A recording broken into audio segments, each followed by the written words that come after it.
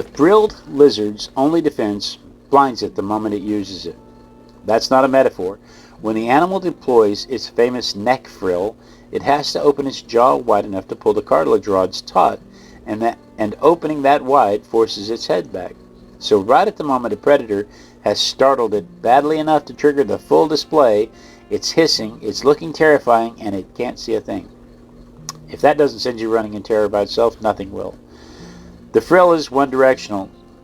It can open it, the lizard can open its mouth without opening the frill, but it cannot open the frill without opening its mouth. So normal stuff, eating, tasting the air, just existing, that's all fine with the frill folded flat against its body like a little cape. The frill only fires at full alarm, which means every single time this animal has to use it, it's already terrified, already blind, and already running out of options. And running is exactly what it does. Once the bluff lands, it turns around and scampers off on its hind legs, front arms just hanging straight down, tail wagging back and forth until it hits a tree. The second its front legs make contact, it latches on and whips straight up into the branches. The two-legged sprint gives it the ability to turn quickly, and that matters when you're a lizard roughly the size of a banana trying not to get eaten.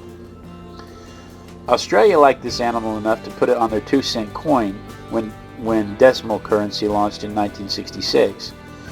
When that coin was eventually pulled from circulation in 1992, they melted a bunch of them down and used the bronze to make the medals for the Sydney 2000 Olympics. So every athlete who took bronze that year was handed a melted down frilled lizard.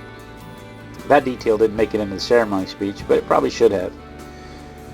Dilophosaurus, scene in Jurassic Park, the one where Nedry has his car wreck and ran into a cute little dinosaur that pops out and opens a frill and spits venom in his face.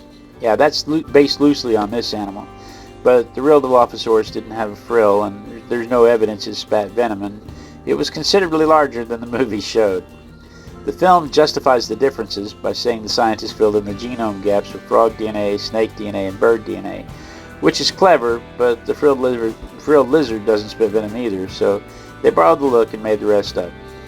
It is not venomous, though it does carry the natural anticoagulant that most reptiles have in their mouths. This thing is in its own genus entirely. It split off from its closest relatives around 10 million years ago, and we estimate that by counting deviations in its mitochondrial DNA.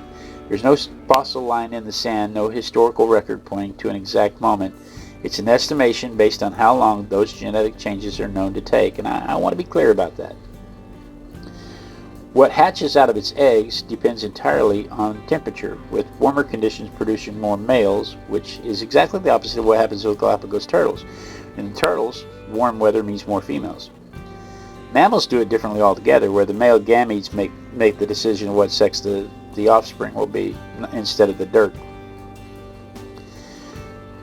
The frilled lizard's biggest threat right now is feral cats. They spend about 90% of their lives in trees, which keeps them reasonably safe, but when they come down to forage, feral cats are waiting.